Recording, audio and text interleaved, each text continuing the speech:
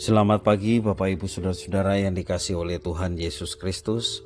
Berjumpa kembali bersama saya Pendeta Eka di dalam renungan firman Tuhan pada hari ini, hari Selasa 10 Agustus 2021. Sukacita dan damai sejahtera dari Tuhan kiranya terus menyertai kehidupan Bapak Ibu Saudara sekalian yang tentunya mendatangkan kebahagiaan. Puji nama Tuhan.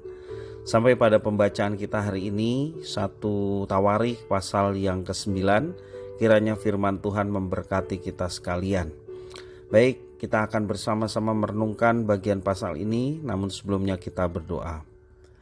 Tuhan Allah Bapa di surga, sungguh kami bersyukur hari yang baru Tuhan percayakan pada kami. Kami mau terus mengisi hati dan pikiran kami dengan kebenaran firman Tuhan. Engkau memampukan kami untuk dapat memahaminya, serta menolong kami untuk dapat menerapkannya. Terpujilah namamu Bapa, demi nama Tuhan Yesus kami berdoa. Amin.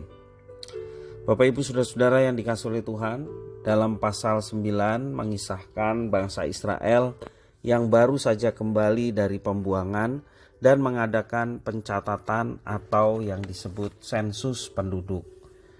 Pasal 9 ayat 1 sampai yang kedua saya bacakan. Daftar penduduk Yerusalem. Seluruh orang Israel telah terdaftar dalam silsilah. Mereka tertulis dalam kitab Raja-Raja Israel. Sedang orang Yehuda telah diangkut ke dalam pembuangan ke Babel oleh karena perbuatan mereka yang tidak setia. Dan orang-orang yang mula-mula menetap kembali di tanah-tanah milik mereka, di kota-kota mereka, ialah orang Israel awam, para imam, orang-orang Lewi, dan para budak di bait Allah. Walaupun saat itu keadaan bangsa Israel masih sangat memprihatinkan, ya, setelah mereka kembali dari pembuangan, tetapi sebagai suatu bangsa mereka sudah ada dan mereka kembali ke tanah milik pusaka mereka. Eksistensi mereka sebagai suatu bangsa ditandai yang pertama sudah kembalinya mereka ke tanah milik mereka dan kota-kota mereka dalam ayat yang tadi saya bacakan. Kemudian juga eksistensi mereka sebagai suatu bangsa ditandai dengan adanya para imam dan orang Lewi yang menyelenggarakan ibadah. Penyelenggaraan ibadah dituliskan dalam ayat yang ke-10 sampai ayat yang ke-16. Ya. Dan juga adanya para penunggu pintu gerbang yang telah siap berjaga. Itu eksistensi bangsa Israel kembali dari pembuangan, tetapi mereka sudah menjadi suatu bangsa. Demikian juga besok pasal 10, ya, walaupun kalau kita perhatikan dituliskan mengenai kisah kematian Saul, ya, diawali pasal 9 silsilah Saul, pasal 10 kematian Saul yang tragis, ya, merupakan awal baru dari sebuah dinasti kerajaan Israel, yaitu dinasti kerajaan Daud. Nah, Bapak Ibu Saudara-saudara, umat Allah harus bersandar pada perjanjian setia mereka kepada Allah. Jika mereka tidak setia kepada Allah, hukuman akan menimpa mereka. Itulah yang menjadi ikatan janji mereka. Nah, dalam kitab Tawarikh, penulis Tawarikh memberikan alasan khusus bagi sebuah kebenaran teologis mengapa Israel mengalami pembuangan dan mengapa di dalam ayat ini Saul diceritakan juga mengalami kekalahan perang. Alasannya karena mereka berbuat yang jahat atau tidak setia kepada Allah. Di dalam ayat yang kedua tadi jelas, ya. Ayat yang pertama, mengapa mereka dibuang ke Babel? Oleh karena perbuatan mereka yang tidak setia. Namun dasar perjanjian Allah kepada umat pilihannya bukan hanya berdasarkan kepada kalau mereka setia diberkati atau kalau mereka tidak setia dikutuk. Bukan berdasarkan itu. Tetapi perjanjian Allah dengan umatnya berdasarkan pada kasih setia Allah yang tidak pernah berakhir kepada umatnya. Itu yang perlu kita tekankan. Sekali lagi, bukan karena mereka setia kemudian diberkati dan tidak setia dikutuk. Ya, kalau kita melihat kisah Israel seperti itu ya. Ketika mereka setia kepada Tuhan, beribadah kepada Tuhan, mereka diberkati oleh Tuhan. Tetapi ketika mereka menyembah Baal, Asytoret, ya, atau menyembah Allah-Allah bangsa di sekitar mereka, mereka mengalami kutukan. Bahkan dalam ayat yang pertama dijelaskan mereka akhirnya dibuang ke Babel karena ketidaksetiaan mereka dalam mengikut Tuhan. Nah, semua itu terjadi tetapi bukan berdasarkan itu dasar perjanjian Allah kepada umatnya. Itu sebagai dampak bagaimana mereka tidak setia kepada perjanjian dengan Allah sebagai umat yang diberkati dan dipilih dari sekian banyak bangsa di dunia menjadi bangsa pilihan. Perjanjian Allah dengan umatnya didasarkan karena kasih setia Allah yang tidak pernah berakhir pada umatnya.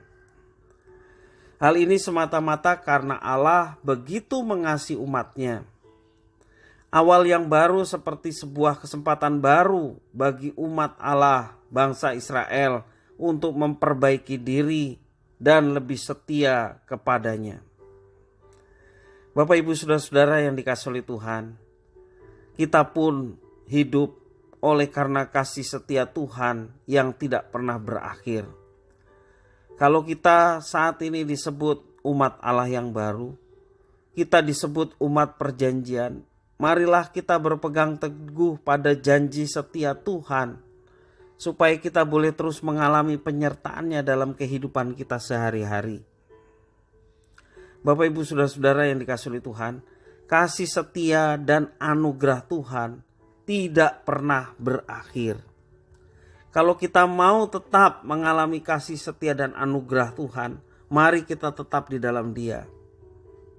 Kalau kita tidak mau mengalami kasih setia dan anugerah Tuhan, ya kita yang rugi sendiri. Ya, karena kasih setia dan anugerah Tuhan tidak pernah berakhir. Marilah kita alami itu sebagai berkat dalam kehidupan kita. Seperti pemazmur mengatakan, Mazmur 136 bait pertama, bersyukurlah kepada Tuhan sebab Ia baik, bahwasanya untuk selama-lamanya kasih setianya. Lagu ini seringkali dinyanyikan oleh kita. Tapi adakah kita senantiasa bersyukur untuk setiap kebaikan Tuhan yang kita alami? Kasih setianya yang tidak pernah berakhir dan terus kita alami menjadi alasan kita untuk senantiasa dekat dengan Tuhan, untuk menjadikan kita tetap setia kepada Tuhan, karena kesetiaannya tidak pernah berakhir dalam kehidupan manusia. Bapak, Ibu, Saudara-saudara, kalau kita membaca pasal 9 ini, kita diajarkan kalau masih ada kesempatan untuk berbalik kepada Tuhan, itulah kesempatan yang Tuhan berikan kepada kita untuk kembali menikmati kasih setia Tuhan dan bersama-sama bertumbuh di dalam anugerah Tuhan yang tidak pernah berakhir, sehingga hidup kita boleh terus-menerus mengalami penyertaan-Nya. Hidup kita terus boleh mengalami berkat-berkat-Nya. Dan sampai pada akhirnya kita dikembalikan dalam kemuliaan yang telah Tuhan sediakan bagi setiap orang-orang yang setia kepadanya. Bersyukurlah kepada Tuhan sebab Ia baik, bahwasanya untuk selama-lamanya kasih setianya. Puji nama Tuhan. Biarlah firman Tuhan ini boleh memberkati kita sekalian. Mari kita berdoa. Tuhan Allah Bapa di surga, terima kasih firman Tuhan. Kami mohon biarlah diri kami selalu diberikan kepekaan akan kasih setia Tuhan, anugerah Tuhan yang tidak pernah berakhir.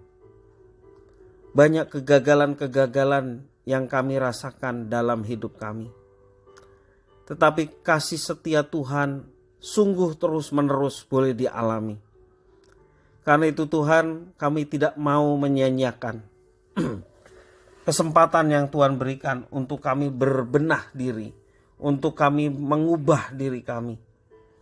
Dan pertolongan Roh Kudus yang memampukan kami untuk menjalani semuanya itu. Dan biarlah kesempatan yang Tuhan berikan kepada kami dalam hidup ini, kami mau terus mengabdikan diri kepada Tuhan. Kami mau terus melayani Tuhan.